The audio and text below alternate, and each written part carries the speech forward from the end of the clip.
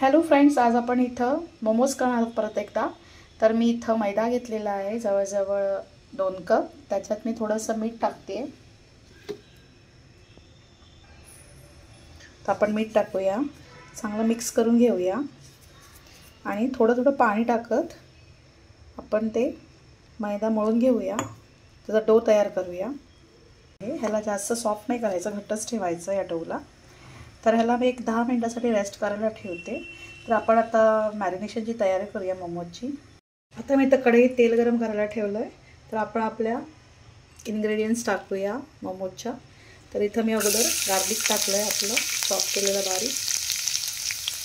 त्याच्यानंतर हिरवी मिरची घेतली आहे. त्याच्यानंतर आपण आलं घालणार आहोत. हे सॉर्ट आउट करून झालं की आपण त्याच्यात शिमला मिरची घालणार आहोत चॉप केलेली. त्याला पण आपण सॉर्ट आउट करू. नंतर आपण सगळ्या आपल्या भाज्या घालणार. अगोदर कांदा जाईल. आपण याच्यात गाजर आणि टोमॅटो टाकलं थोडासा. परत मिक्स करून घेऊया आणि लास्ट आपला कोबी जाणार आहे.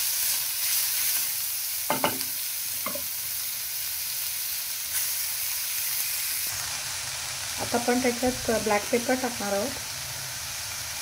तेवढं तिखट हवं असेल तेवढं तुम्ही टाका. चवीपुरतं मीठ. सगळं परत मिक्स करून घेणार आहोत भाज्या.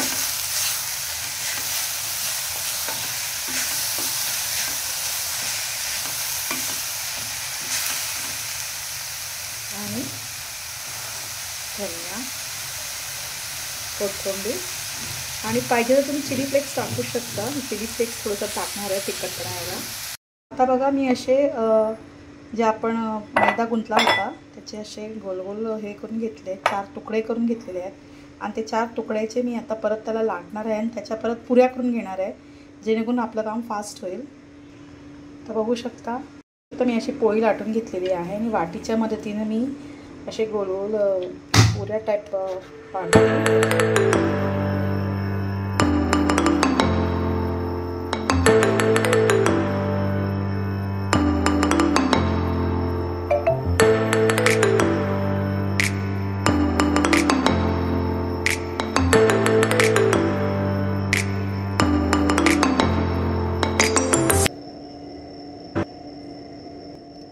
बघू शकता तुम्ही मी असा मडकीसारखा शेप केला, तसं तुम्ही करू शकता. तुम्हाला पाहिजे तसं शेप देऊ शकता तुम्ही. आपले मोमोज बनून तयार आहेत. तर आपण आता स्टीम करूया.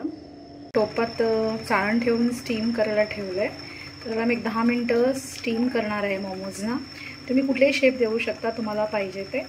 तर आपण आता झाकण लावून ठेवूया स्टीम करायला 10 मिनटं. ते आहेत वाफ आली गरम गरम. हा तुम्हाला शेप आवडला का मोमोजचा माझा?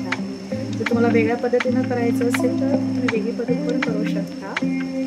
तर चला नक्कीच तुम्ही ही रेसिपी ट्राय करा.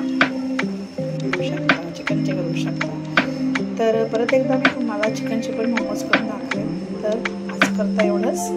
तर चला मग भेटूया पुढच्या एपिसोडमध्ये.